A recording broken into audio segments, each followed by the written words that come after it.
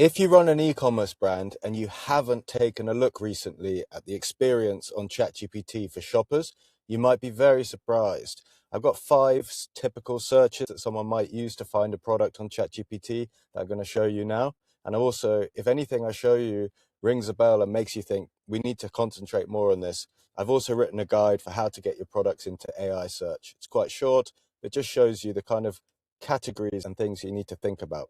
Let's jump into the searches. So this one is best driving gloves in the UK. I don't wear driving gloves personally, so we'll let this one go. What this is doing now is it's searching the web. So it's going out there and getting hundreds of different sources. I'm going to get these ones going while this one waits. So what's the best roll mat for BJJ at home? Where can I get a lovely pair of wool socks as a present for my mum?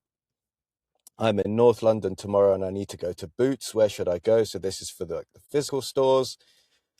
And lastly and not least, I have lower back pain from sitting. What chair should I get? So this is more of a problem-focused one. So I have a problem. What's the solution? Okay. Best driving gloves. Let's go back to this. So already something you might not have seen if you haven't used this in a while is that we've got pictures in here. And one thing that ChatGPT and other AI models are good for is rather than having a very structured output for one search, I go on Google, best driving gloves, I'm going to get a list of things and I've got to go through. If I want budget driving gloves, I've got to think of it. If I want luxury, I've got to think of it.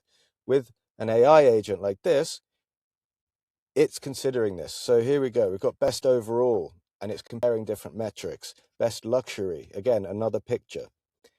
Best for track days. So it's thinking, what are the other specific things that someone might use my products for? You might be wondering, how does it know all of this about this product? Okay. If I come down here and I click sources, you can see what ChatGPT is doing when someone searches. It's going out not just to the client's website, not just to these websites. It's going out to militaryfirst.co.uk, selfridges.com. It's looking at Harrods. It's looking on Reddit. So you've got a social element on there. Are you posting about your products on social media? Are other customers posting your products on social media? I'm not going to get into the details of that. That's also covered in this guide as well. So those are the sources. It's doing 100 searches behind the hood, under the hood, sorry. So what can you actually do now with this? This is all very useful. I get to read the list. Someone can click on this and a side panel opens up and you've just seen there it's doing more research. So what to know? These gloves are good, strong fit for drivers who want traditional craftsmanship. Where's it getting this? This is getting that information from their website. You can see the link here, us.dentgloves. So ChatGPT is crawling their site. It's probably already got this indexed. And it's then showing what do people need to know once they've clicked, okay? What are people saying? So this is other people's feedback. You can see that this is a very good experience, okay? Explore more, all right? So this is a very good experience. What's the next one? Best BJJ roll mat. Okay, what's the best roll mat? Again, best overall, best premium, best budget rollout, okay?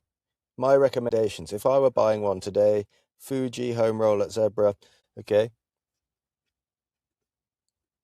They're also suggesting to buy 2. What the customer can then do is ask a follow-up saying something like, my room is 2 meters by 1 meter. I have to stand to sleep. What mat should I get? So that is a completely weird search. But London. It's too small for a live BJJ rolling session with another person. Okay. However, it's excellent for solo movement drills. And here we go. Foldable gymnastics mats. Okay. What's the next one? Wool sock ideas. Okay. They're asking for feedback here. Best overall.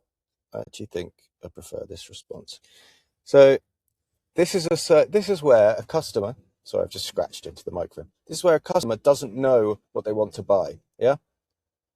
And they want a wool sock present for my mum. I need some options. Your product could come up in this type of search. Okay. And what happens if I click here? It comes up to the side. It tells me where I can go and buy those. Okay, let's visit this. Takes me direct through to the website. Source. This is how you can track it. Source. Maybe we'll save that for another video, actually. But basically, that's how they track it. Okay, what's the next search? Boots locations. This really blew my mind when I saw it the other day. I really think this is interesting because if you have an e-commerce store, but your products are in various different retail locations, some customer might search, hey, how do I find this product in physical stores? I'm in North London tomorrow and I need to go to Boots. Where should I go? It's giving me, depending on where I'm traveling. And then it's got a map, which is fantastic. So you can see it's listed 3 Boots stores here. So this could be your distributor's stores with your product in there. Boots, I can click through. I'm on the map here. Directions, website, call. Website, Boots, fantastic. Again, UTM source. That's how they track it.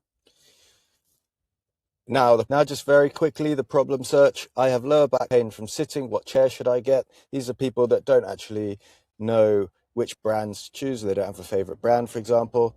Again, it's doing the comparison, best overall, best value, and if you're on a budget. And what I want to point out here is this section. A chair alone might not solve it. And this is something you should have on every product page. If you have a product online that solves a particular problem, you should also be thinking, okay, what else could be used in conjunction with my product in order to help solve the problem? And then that's what you should have on your website. This is called becoming an authoritative figure, and it works very well for SEO, for these AI search engines. And it's just something very useful for your customer. So your customer service improves. Right, that's it for me.